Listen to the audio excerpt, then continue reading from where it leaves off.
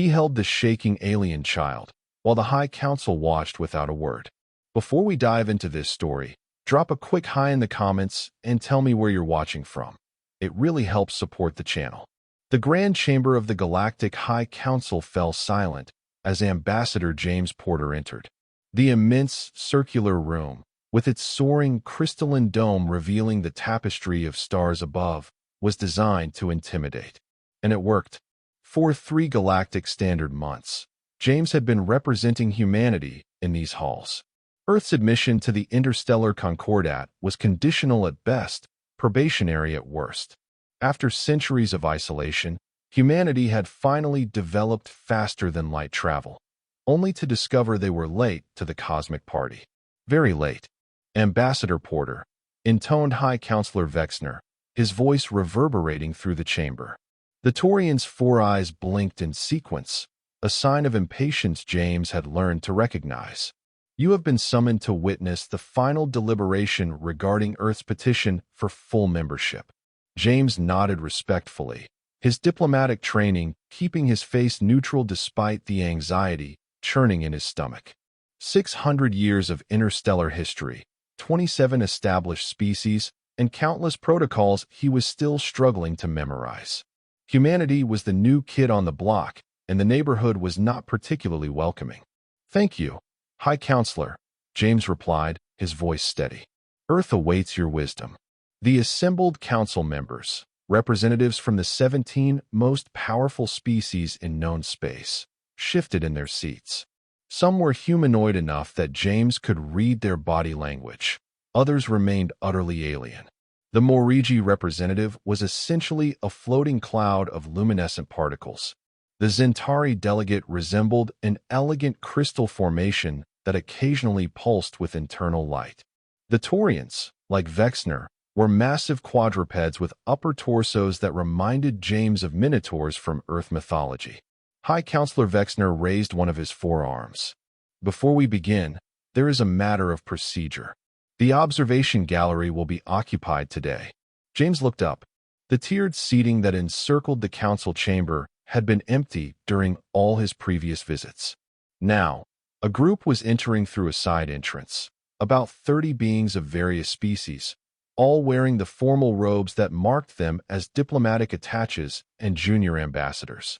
And among them, something unexpected: children, or at least juvenile members of several species. James counted 7 young ones, including a small Taurian, a young Zentari that sparkled more brightly than the adults, and what appeared to be a juvenile Caliph, one of the insectoid species that James found most difficult to communicate with. "We are joined by the Youth Diplomatic Corps," Vexner explained, noting James's confusion. "Part of our cultural exchange program. They observe proceedings as part of their education." James nodded again. "I understand. We have similar programs on Earth." "Indeed," Vexner replied, though his tone suggested he found the comparison doubtful. Now, to the matter at hand. The central holographic display activated, showing a rotating image of Earth alongside a scrolling list of data. 3 months of negotiations, proposals, counterproposals, and assurances had led to this moment. James held his breath. "The Council has reviewed humanity's petition," Vexner stated. "We acknowledge your technological achievements, particularly your independent development of faster-than-light travel." However, James felt his heart sink at that however. In diplomacy, what followed such a word was rarely positive. "We have concerns regarding humanity's historical pattern of behavior," Vexner continued. "Your species has demonstrated concerning tendencies toward internal conflict, resource overconsumption, and environmental mismanagement. With respect, High Counselor," James interjected, "Earth has maintained global peace for over 70 years. Our environmental restoration programs have." "70 years is insignificant," interrupted the Morigi representative, its cloud of particles pulsing with each word. "The Concordat measures stability in millennia, not decades." James opened his mouth to respond when the chamber's emergency alert system activated with a piercing tone. The holographic display flickered and changed to show an exterior view of the massive space station that housed the council chambers. A ship was approaching, one that did not match any design in the Concordat registry. Its hull was pitted and scarred, clearly ancient and barely holding together. "Unidentified vessel on approach," announced the station's automated system. No response to hailing frequencies. The council chamber erupted in controlled chaos. The more senior members began issuing orders, while junior counselors moved to secure communications. In the observation gallery, the adult attaches gathered protectively around the children. "Ambassador Porter," Vexner said sharply, "is this vessel of human origin?" "Absolutely not," James replied firmly. "This is not one of ours." The derelict ship continued its approach, now close enough that details were visible. The design was unlike anything James had ever seen, with strange organic-looking protrusions and a hull that seemed to pulse slightly, as though breathing. "Analysis indicates the vessel is of precursor origin," said one of the Zentari counselors, her crystalline form flashing with alarm. A murmur went through the chamber. Even James knew what that meant. The precursors, the mysterious species that had apparently seeded much of the galaxy with life before disappearing millions of years ago. Their artifacts were incredibly rare and often dangerous. "Initiate quarantine protocols," Vexner ordered. "Alert the—" He was cut off by a tremendous impact that shook the entire station. The lights flickered, and for a moment, the artificial gravity wavered. James had to grab onto a nearby railing to steady himself. "The vessel has breached outer docking Bay 7, reported the station system. Unknown contaminant detected. Atmospheric seals compromised on levels 30 through 35. The observation gallery erupted in panicked movement. Most of the diplomatic corps began rushing toward the exits. But in the confusion, something happened. One of the children, the young Caliph, was separated from its group. The insectoid youngster skittered in confused circles, its mandibles clicking in distress. "Containment teams to all affected areas," Vexner was ordering. "Evacuate non-essential personnel. Council members will proceed to the secure chamber."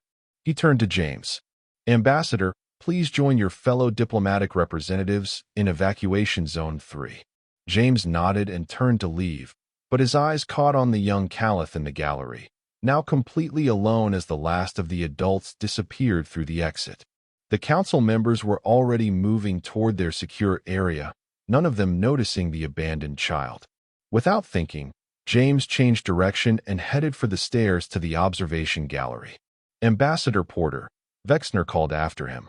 "That is not the evacuation route." "There's a child up there," James called back, already taking the stairs 2 at a time. The young Caliph was trembling visibly now, its 6 limbs pulled close to its body in what James recognized as a defensive posture. As he approached, the creature's compound eyes swiveled toward him, and it backed away. "It's okay," James said softly, knowing the universal translators would convert his words to something the young one could understand. "I'm here to help you."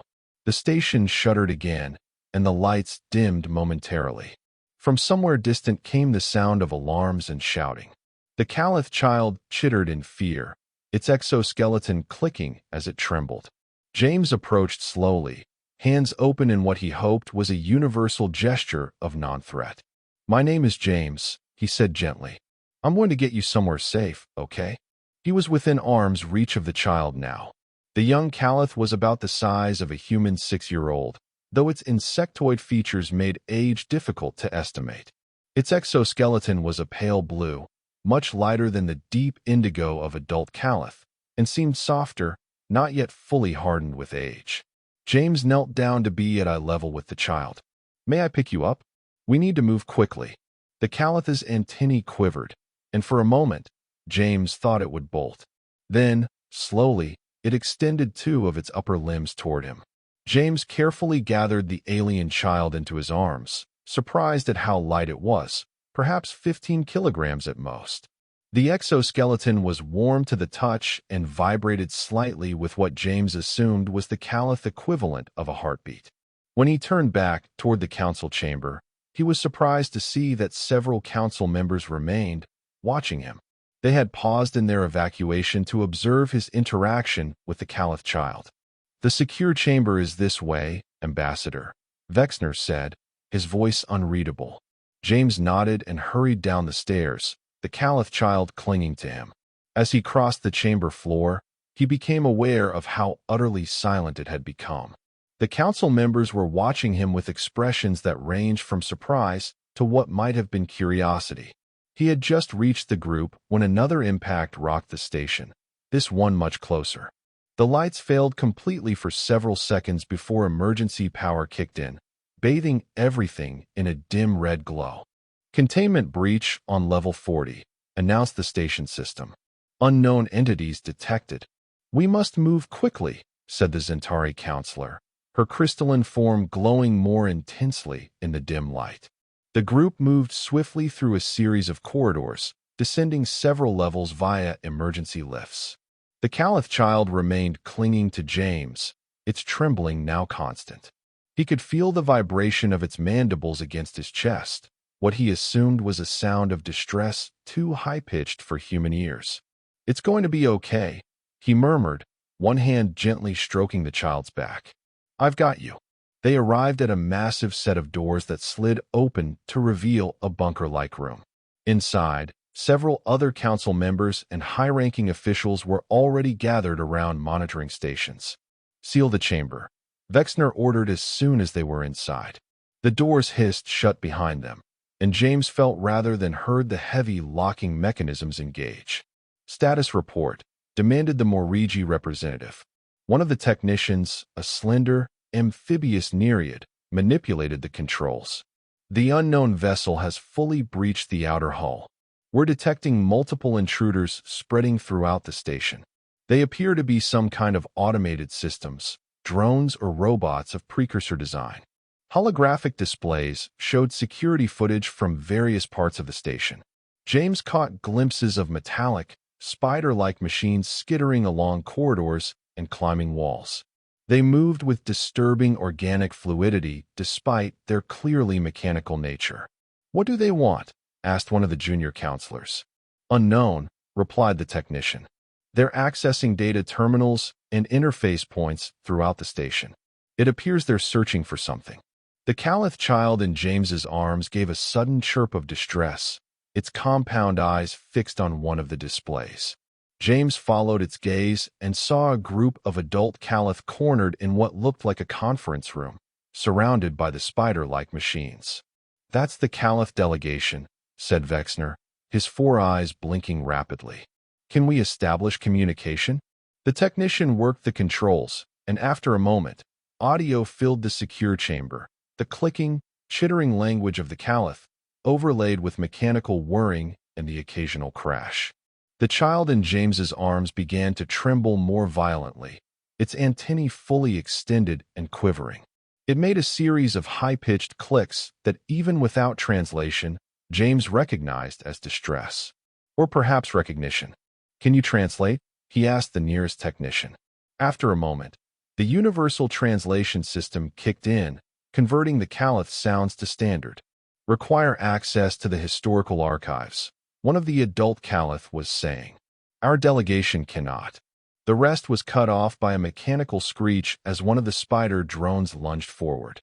The child in James's arms buried its face against his chest, its limbs gripping him tightly enough that he felt the pinch even through his diplomatic uniform. It's okay, he murmured, one hand cradling the back of the child's head. Don't look. He turned away from the displays, positioning himself so that the child couldn't see the footage. Around him, the council members continued to monitor the situation, issuing orders and receiving reports. The intruders are spreading to all levels, reported the Nereid technician.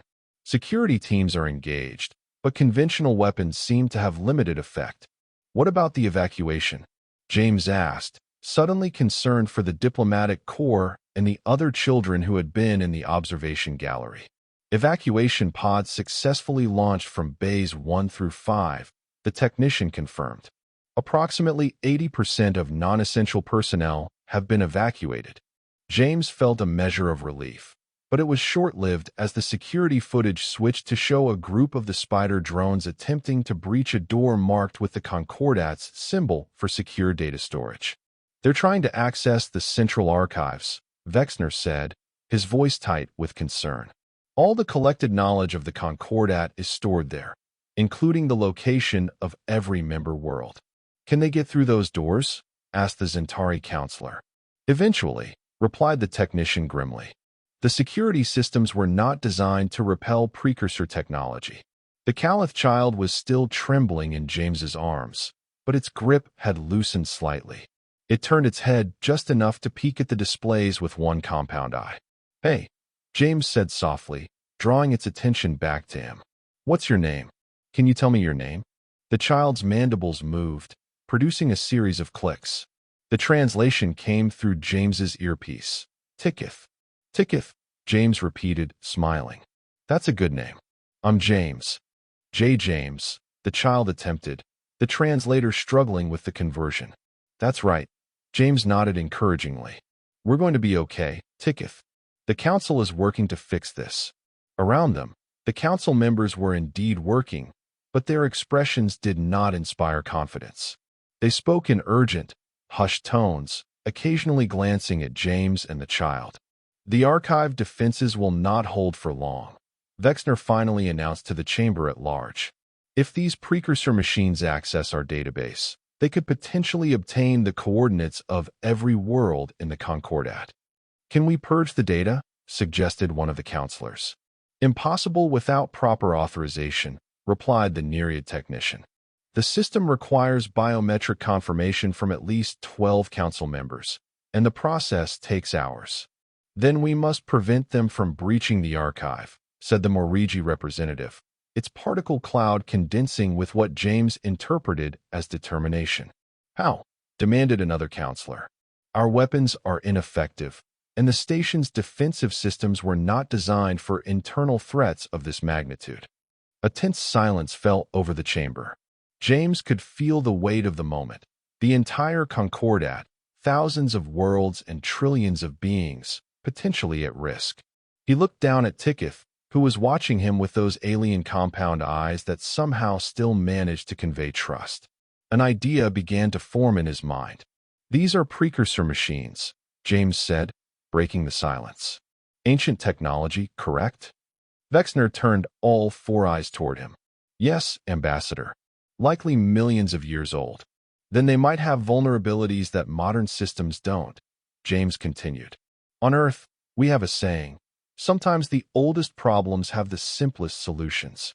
He carefully shifted Ticketh to a more comfortable position in his arms. Does this station have an electromagnetic pulse generator? Or something that could create a localized EMP? The council members exchanged glances. The power core has safety measures that include targeted electromagnetic disruption fields, said the Nereid technician slowly. But activating them would require manual override at the core itself. The automated systems have been compromised. Show me where it is, James said, a plan forming in his mind. Ambassador Porter, Vexner said, his tone cautious. What are you suggesting? I'm suggesting that while these precursor machines may be advanced, they're still machines. On Earth, electromagnetic pulses have been a reliable way to disable electronic systems for centuries. If they're trying to access your data, they must have some kind of electronic components that could be vulnerable. The power core is here, the technician said, bringing up a schematic of the station. Level 22, Section C. But it's currently overrun with intruders. James studied the schematic. Are there maintenance tunnels? Service corridors? The technician nodded, highlighting a network of smaller passages. These maintenance ducts run throughout the station. They would be tight for someone of your size, but navigable. James turned to Vexner. I can get there through these ducts and manually activate the EMP, but I'll need instructions on exactly what to do when I arrive. This is highly irregular, Ambassador, Vexner said, his four eyes blinking in sequence. You are not trained for such a mission, and as Earth's representative. With respect, High Counselor, James interrupted, we don't have time for protocol. Those machines are about to access information that could threaten every world in the Concordat, including Earth. I'm volunteering. He looked down at Ticketh, who was watching the exchange with apparent understanding. I'll need somewhere safe to leave the child. To his surprise, Tikith chittered a negative response and clung tighter to him. "No leave," came the translation. "Go with." "It's too dangerous," James said gently. "Tikith knows ways," the child insisted, gesturing with one limb toward the schematic. "Small tunnels. Caliph used for maintenance. Too small for adults." James looked at the council members. "Is that true?" The Zentari counselor's crystalline form pulsed. "The Caliph are our primary station maintenance species due to their size and dexterity. The child may indeed know pathways that would be advantageous." James considered for a moment. Taking a child into danger went against everything he believed in. But leaving Tikith here, still trembling with fear, separated from its people. And if the child truly knew the maintenance systems better than the maps showed? "Tikith," he said seriously, "this will be dangerous. But if you can help me find the fastest, safest way to the power core, we might be able to save everyone on the station, including your people. Can you do that?" The young Caliph's antennae straightened with what James interpreted as determination. "Can help. No ways." James looked back at Vexner and the other council members. "We're going. Tell me exactly what I need to do at the power core." For a long moment, the High Council of the most powerful interstellar alliance in known space stared at the human ambassador holding the shaking alien child. Then, one by one, they nodded. "Very well, Ambassador Porter," Vexner said gravely. "These are the procedures you must follow." 10 minutes later, James was crawling through a maintenance duct barely wide enough for his shoulders, following the skittering form of Tikith ahead of him. The young Caliph moved with surprising confidence through the cramped passages, occasionally pausing to let James catch up. "How much farther?" James asked, his voice echoing slightly in the confined space. "2 more junctions," Tikith replied, the translator rendering the clicks and chirps into words. "Then down shaft to core level." James nodded, though in the dim emergency lighting, he wasn't sure if Tikith could see the gesture. The instructions from the council technicians ran through his mind. Reach the main control panel, override the safety protocols with the emergency authorization code they'd provided, then initiate the targeted electromagnetic disruption sequence. Simple in theory, considerably more challenging with precursor killing machines between him and the objective. "James," Tikith chittered suddenly, pausing at a junction. "Here's something." James went still, straining his ears. At first, he heard nothing beyond the distant alarms and the hum of the station's systems. Then, a faint metallic skittering, like many tiny legs moving in concert. "The machines," he whispered. "Are they in the maintenance ducts?" "Not yet," Tikith replied. "In corridor below. Many." James felt a chill run down his spine. "Is there another way to the power core?" Tikith's antennae twitched as the young alien considered. "Yes. Longer. Through thermal regulation system." "Let's take that route," James decided. Better to arrive safely than not arrive at all. Tikith chittered what might have been agreement and turned down a different passage. The going was even tighter here, and James had to remove his formal diplomatic jacket to squeeze through some sections. The air grew warmer as they apparently neared the thermal regulation systems Tikith had mentioned. "Almost there," Tikith announced after what felt like an eternity of crawling. "Power core 1 level down." They reached an access hatch in the floor of the duct. Tikith manipulated the opening mechanism with practiced ease, revealing a vertical shaft with ladder rungs embedded in the wall. "I'll go first," James said, maneuvering himself into position. "Stay close behind me." He descended carefully, hyper-aware of every sound in the shaft and beyond. When his feet touched solid floor, he helped Tikith down the last few rungs. They were in a small maintenance room adjacent to what must be the main power core chamber. Through a small observation window, James could see the massive core itself, a towering column of swirling energy contained within layers of transparent shielding. The control panels were visible on a platform that encircled the core. "No machines here," Tikith observed, compound eyes scanning the room. "Good. Let's check the corridor," James suggested, moving to the door. He pressed the control panel, and the door slid open just enough for him to peer out. The corridor beyond was empty, but he could hear the now familiar skittering of the spider drones in the distance. They didn't have much time. "Okay, we need to get to that control platform," he told Ticketh, pointing through the observation window. "The main access should be through that door at the end of this corridor." Ticketh's antennae twitched. "Or through there," the young alien suggested, pointing to a small maintenance hatch near the floor on the opposite wall of the corridor. James smiled. "That's why I brought you along. Let's go." They crossed the corridor quickly and crouched by the maintenance hatch. Ticketh worked the opening mechanism, and the panel slid aside to reveal another cramped passage.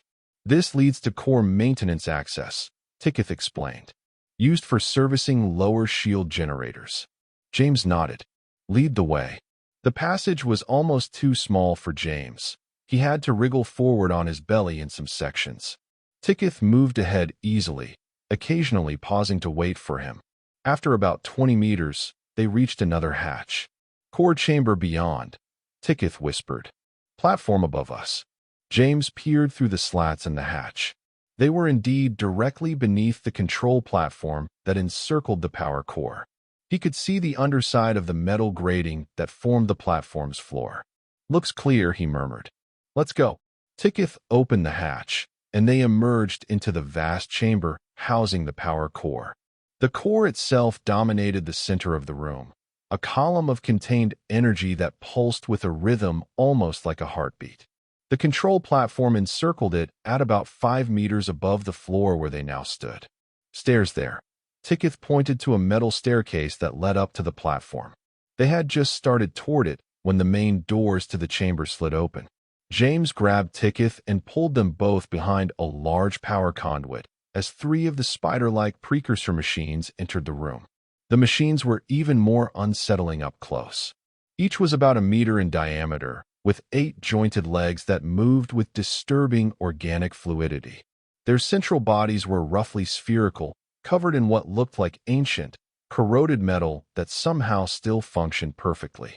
Various appendages protruded from their bodies: manipulator arms, scanning devices, and what James strongly suspected were weapons.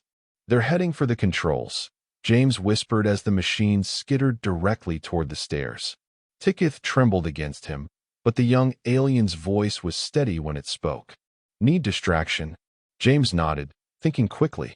The machines were clearly heading for the control platform, possibly to disable the very systems he needed to activate. He couldn't let them reach it first. His eyes fell on a rack of maintenance tools near their hiding place. Among them was something that looked like a heavy wrench. "Stay here," he whispered to Ticketh. "When you see an opening, get to the platform and hide. I'll meet you there." Before Ticketh could protest, James grabbed the wrench and stepped out from behind the conduit. "Hey!" he shouted, waving his arms. "Over here."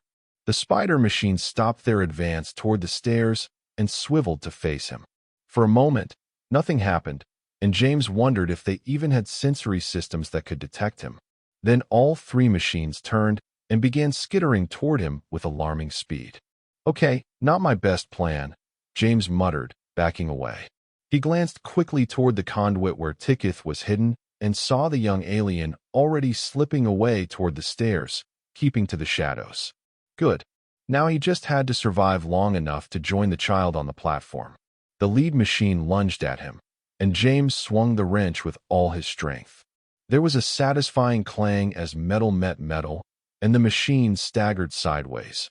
One of its legs bent at an unnatural angle. But the other 2 were still coming. James turned and ran, not toward the stairs that would lead the machine straight to Ticketh, but toward the far side of the chamber where he'd spotted another set of stairs. The machines followed, their mechanical legs clicking rapidly against the floor. One fired something that hissed past James's ear and struck a control panel on the wall, which immediately began to spark and smoke. Definitely weapons, then.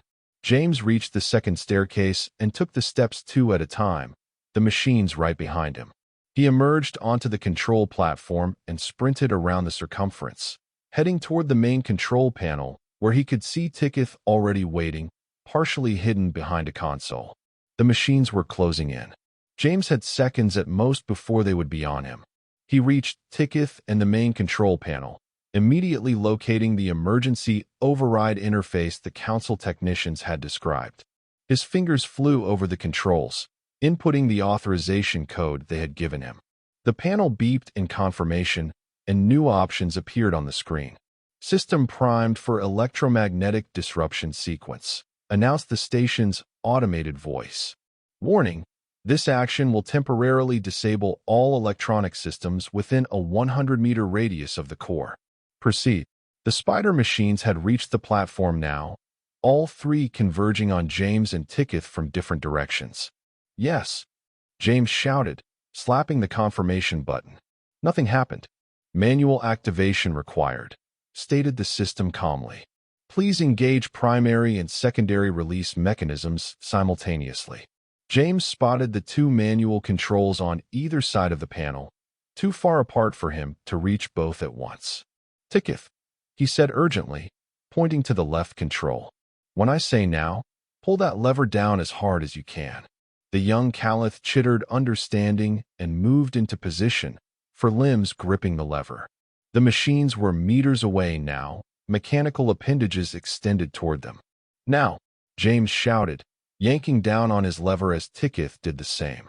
There was a deep thrum that seemed to vibrate through the very structure of the station, and then every light in the chamber went out. The spider machines froze mid-motion, their limbs locked in position, then collapsed to the platform with a series of metallic clangs. For several seconds, there was total darkness. Then, gradually, emergency lighting began to flicker on, bathing the chamber in dim red light. Electromagnetic disruption successful, the station system announced, its voice sounding somewhat distorted. Restoring essential systems. Warning, non-essential systems will remain offline until manual restart. James let out a breath he hadn't realized he was holding. We did it. Ticketh chittered excitedly, antennae waving. Machines stopped. All of them, hopefully, James replied, kneeling down to examine one of the fallen spider drones. It showed no signs of reactivation, its limbs splayed lifelessly. We should get back to the council, he said, standing. Let them know the EMP worked. Ticketh's compound eyes seemed to shine in the dim light. James brave, like Caliph warrior.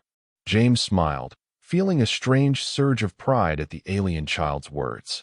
You were the brave one, Ticketh. I couldn't have done this without you. He held out his hand, and after a moment's hesitation, the young Caliph placed one of its upper limbs in his palm. Together, they made their way back through the station's corridors, now littered with the immobile forms of the spider machines. It took them nearly half an hour to navigate back to the secure chamber, having to take detours around blocked passages and damaged sections. When they finally arrived, the massive doors slid open to reveal the High Council waiting inside. Ambassador Porter, Vexner said, stepping forward. The electromagnetic disruption was successful. All precursor machines have been neutralized. James nodded wearily. Good to hear. The Caliph delegation? He asked, looking down at Ticketh, who was still holding his hand. Safe, confirmed the Zentari counselor. They were rescued from the conference room shortly after the machines were disabled. Ticketh chittered happily at this news, antennae quivering with excitement. Ambassador, Vexner said, his four eyes focused intently on James. The council wishes to express its gratitude for your actions today. You risked your life to protect not only this station, but potentially the entire Concordat.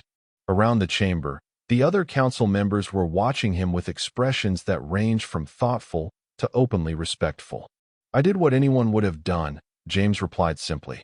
No, said the Morigi representative, its cloud of particles pulsing gently. You did what a human would have done, and that is something we need to reconsider. Vexner nodded slowly. Indeed. The Council will reconvene in 1 hour to discuss Earth's petition for full membership.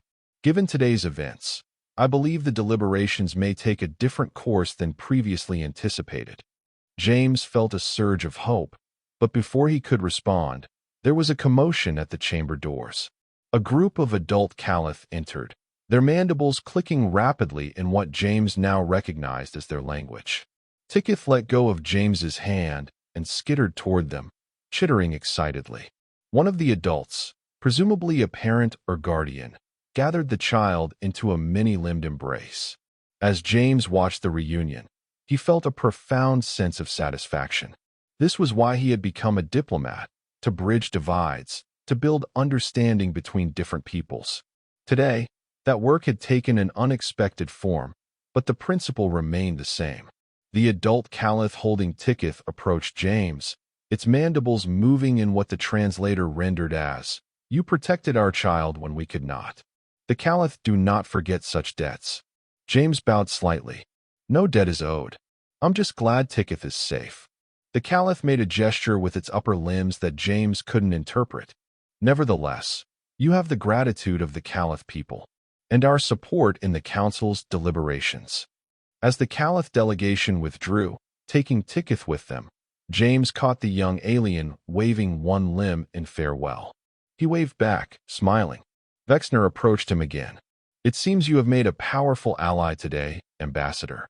The Caliph rarely offer their support so openly. James shrugged. "I didn't do it for political advantage." "Which is precisely why it carries such weight," Vexner replied. "Now, you should rest before the council reconvenes. There are temporary quarters adjacent to this chamber." James nodded gratefully. The adrenaline of the crisis was wearing off, leaving him suddenly exhausted. As he turned to leave, Vexner spoke again. "Ambassador Porter, one question, if I may." James paused. "Of course, High Counselor." "When you first saw the child alone in the observation gallery," Vexner said, his four eyes blinking slowly, "why did you not hesitate? You changed direction immediately, without consideration for your own safety or even your diplomatic mission." James considered the question for a moment. How to explain something that had been so instinctive, so fundamental? "Because it was a child," he said finally, "alone and afraid. On Earth, we have a saying, the measure of a society is found in how it treats its most vulnerable members." In that moment, nothing else mattered, not politics, not species differences, not even my own safety. Just making sure that child wasn't alone and afraid anymore. Vexner was silent for a long moment, his alien features unreadable. Then he inclined his massive head in what might have been respect. "Perhaps," he said quietly, "humanity has more to teach the Concordat than we initially believed." As James made his way to the temporary quarters, he couldn't help but smile. 3 months of formal negotiations had accomplished less than one crisis. James Porter, diplomat from Earth, had shown the Concordat something they hadn't expected from humanity, something they might need. The temporary quarters were small, but comfortable enough. James showered and changed into a fresh uniform that had been provided for him, then lay down to rest. But sleep eluded him as his mind replayed the events of the day. He was just beginning to doze when a soft chime indicated someone at the door. "Enter," he called, sitting up. The door slid open to reveal the Nereid technician who had helped them during the crisis. The amphibious alien's large, luminous eyes blinked slowly as it entered. "Ambassador Porter," she said, her voice musical even through the translator. "The council will reconvene in 15 minutes. High Counselor Vexner requests your presence." James nodded, suppressing a yawn. "Thank you. I'll be right there." As he followed the Nereid through the corridors, James noted the damage from the incident. Repair crews were already at work, removing the disabled precursor machines and fixing damaged systems. Several Caliph maintenance workers nodded to him as he passed, word of his actions apparently having spread.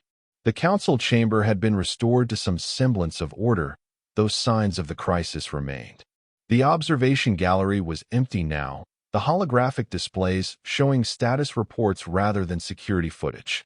As James entered, he was surprised to see not just the council members, but also representatives from each of the major species, including the Caliph delegation. Tikith was among them, standing close to what James now assumed was a parent. "Ambassador Porter," Vexner intoned formally, "the council is ready to continue its deliberations regarding Earth's petition for full membership in the Interstellar Concordat." James took his position in the center of the chamber, feeling the weight of all those alien gazes upon him. "Before we proceed," Vexner continued, The Council wishes to review the events of today for the official record. The central holographic display activated, showing footage from the station's security systems. James watched as the crisis unfolded again from different perspectives.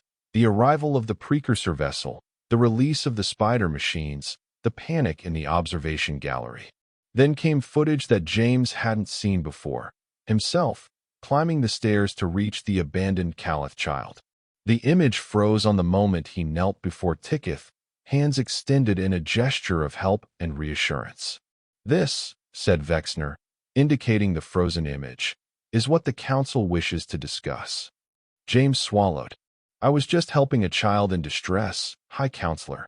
"Indeed," agreed the Zentari Counselor, her crystalline form pulsing gently. "And in doing so, you revealed something about humanity that our previous assessments had failed to capture." The Morigi representative's cloud of particles shifted into a more complex pattern. "For 3 galactic standard months, we have evaluated Earth based on historical records, technological achievements, and diplomatic exchanges. Yet none of these metrics indicated what you demonstrated today, an instinctive drive to protect the vulnerable, even at great personal risk. It is not unique to humanity," James said carefully. "Surely other species." "All sentient species protect their own young," interrupted one of the Caliph representatives, the one standing with Ticketh. "Few extend such protection to the offspring of others, particularly those evolutionary distant." The chamber fell silent as the Council members exchanged glances. Something unspoken seemed to pass between them. Finally, Vexner spoke again. "Ambassador Porter, the Council has reached a decision regarding Earth's petition." James stood straighter, preparing himself for whatever verdict they had reached. "The Interstellar Concordat hereby extends an offer of full membership to Earth, effective immediately." James blinked, certain he had misheard. "I'm sorry, High Counselor. Did you say full membership? Not provisional or probationary?" "Full membership," Vexner confirmed, his 4 eyes blinking in sequence. "With all rights, privileges, and responsibilities thereof." A murmur went through the assembled representatives. This was clearly not the outcome many had expected.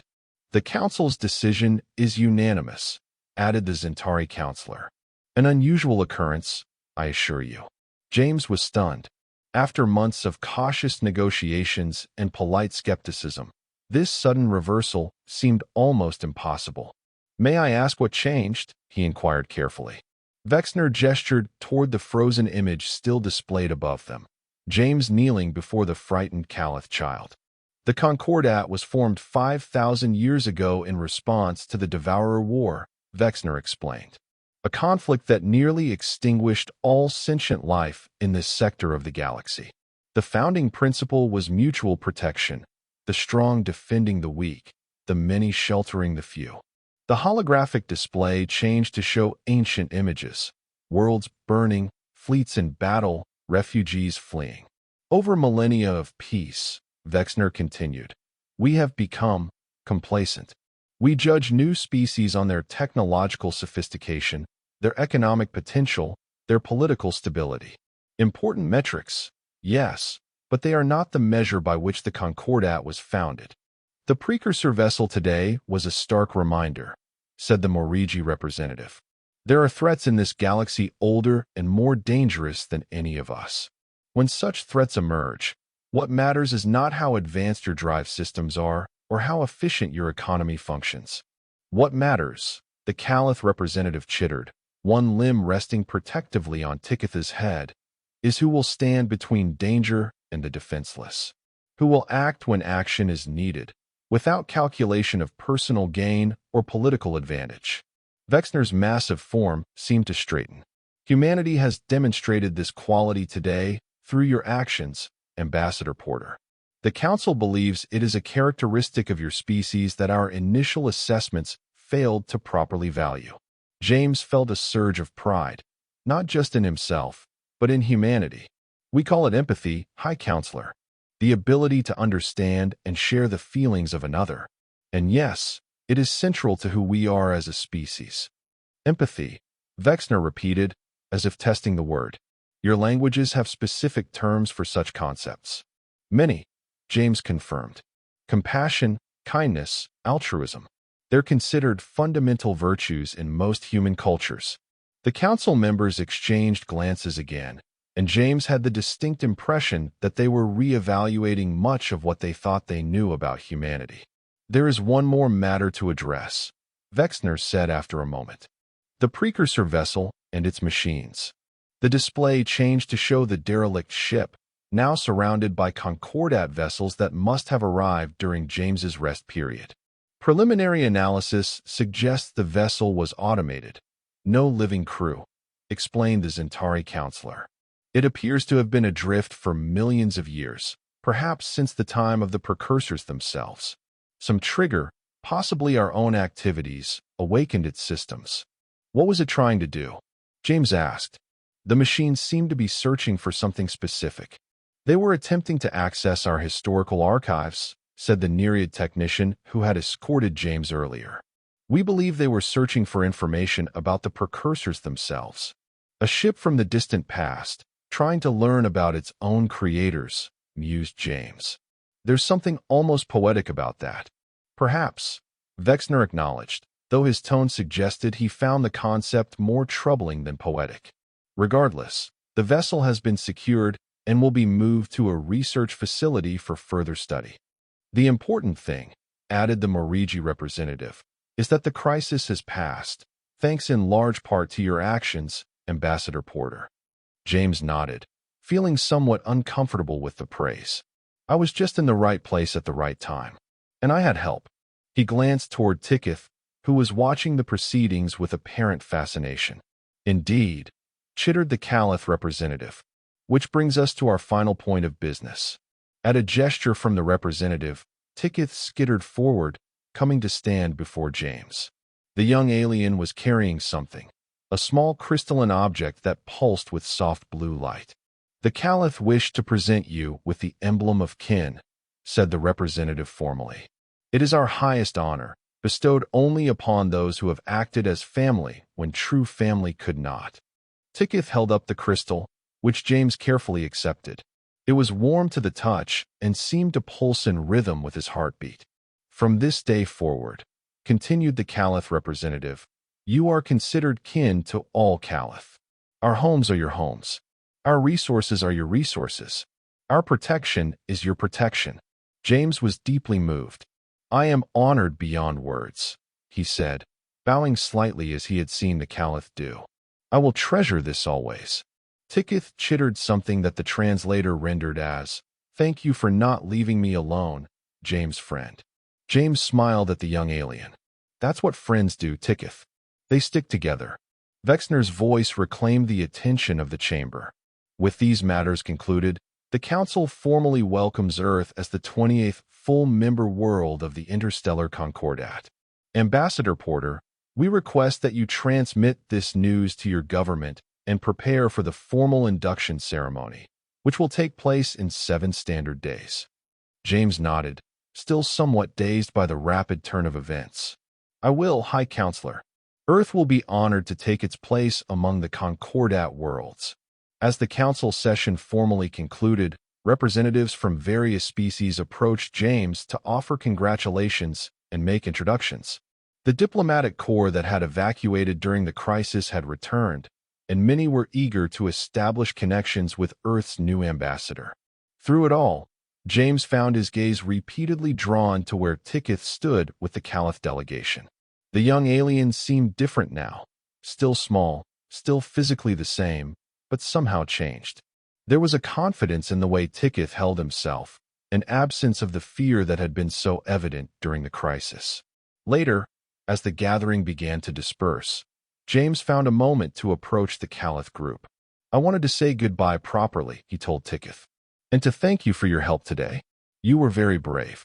Ticketh's antennae twitched in what James was beginning to recognize as pleasure. Learn from James' friend. Humans brave. The adult Caliph, who James now knew was indeed Ticketh's parent, named Sereth, chittered something to the child, then turned to James. The young one wishes to know if you will visit again, Sereth translated, though the universal translators would have handled it. The personal touch was clearly significant. James smiled. I would be honored. Perhaps you could show me more of the station next time, Ticketh? Without having to crawl through maintenance ducts. Ticketh's mandibles clicked in what James interpreted as laughter. We'll show best places. Promise. As James finally made his way back to his own quarters, exhaustion settled over him like a heavy blanket. It had been, without question, the most extraordinary day of his diplomatic career, perhaps of his life. He placed the Caliph crystal carefully on a shelf where the soft blue light created patterns on the ceiling. Then he activated his communication terminal to compose his report to Earth. How could he possibly explain what had happened? How a crisis had turned into an opportunity? How a simple act of compassion had accomplished what months of formal diplomacy could not? In the end, he started simply. To the Secretary General of the United Earth Government. I am pleased to report that Earth's petition for membership in the Interstellar Concordat has been approved, with full status effective immediately. 3 weeks later, James stood on the observation deck of the diplomatic vessel Unity, watching as Earth grew larger in the view screen. After the formal induction ceremony on the Council Station, he had been granted leave to return home and brief the government in person about Earth's new status in the galactic community. He was not alone. A delegation from the Concordat accompanied him, including representatives from 12 member species who would establish permanent embassies on Earth. Among them was Sareth, newly appointed as the Caliph ambassador, and, at James's specific request, Ticketh. The young Caliph skittered up beside him, compound eyes fixed on the blue-white sphere ahead. Earth is beautiful, Ticketh chittered. Like the sacred pools of Caliph home, but bigger. James smiled. Wait until you see it up close. I think you'll like the oceans most of all. Ticketh has never seen so much water, agreed the young alien. Is it true humans swim in it for pleasure? Absolutely, James confirmed. I'll take you to a beach if you'd like. The water is quite warm in some places. Ticketh's antennae quivered with excitement. Would like that very much, James' friend. Over the past weeks, James had spent considerable time with the young Caliph, learning more about their culture and sharing stories of Earth. Ticketh was endlessly curious, absorbing information about human customs and history with remarkable speed.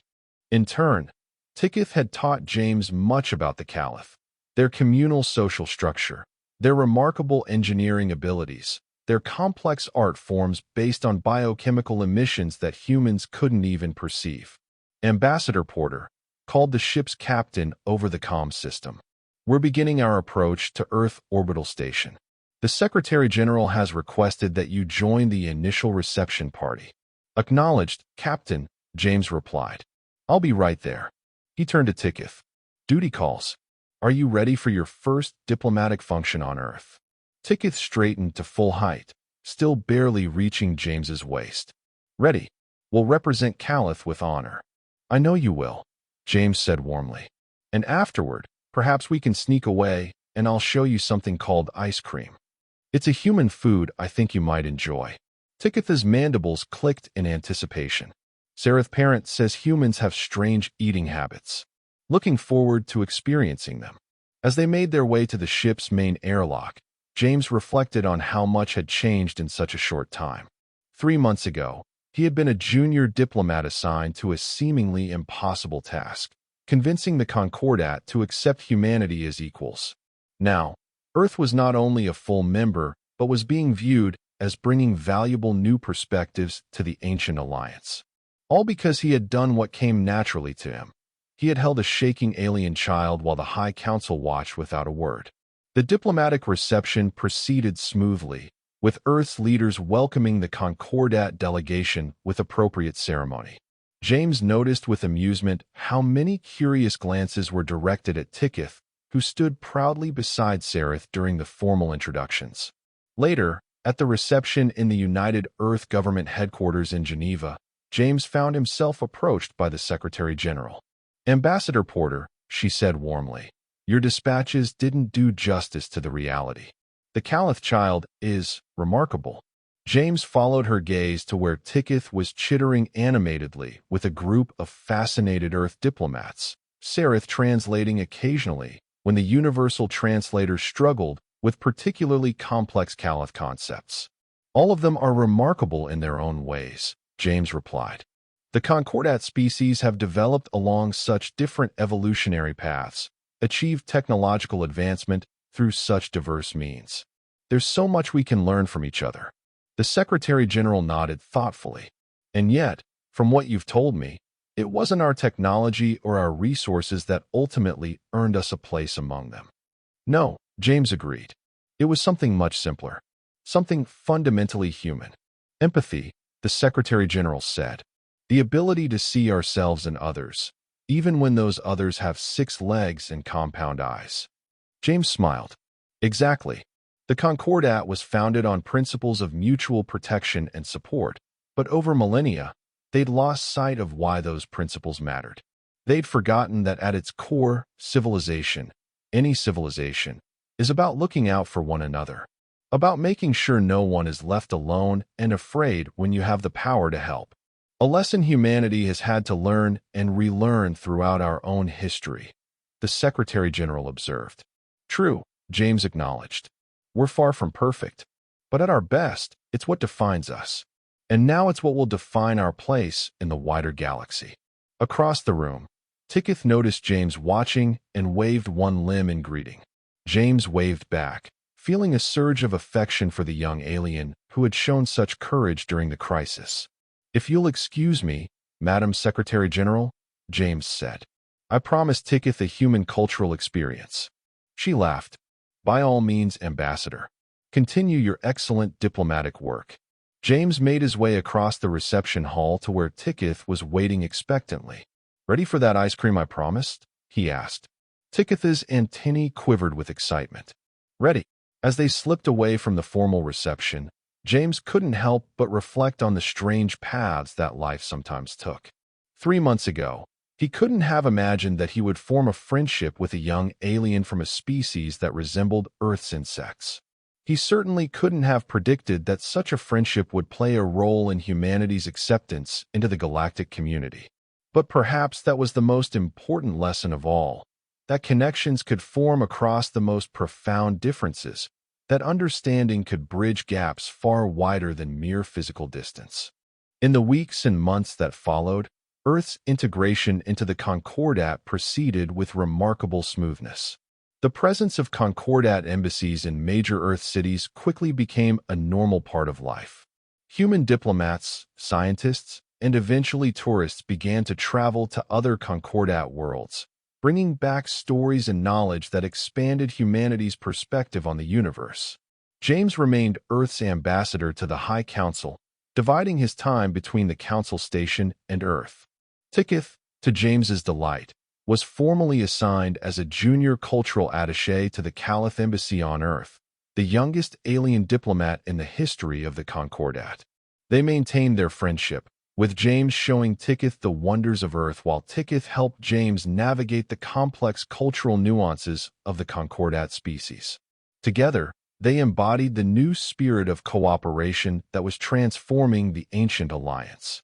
6 months after Earth's admission to the Concordat, James found himself once again in the Grand Council chamber.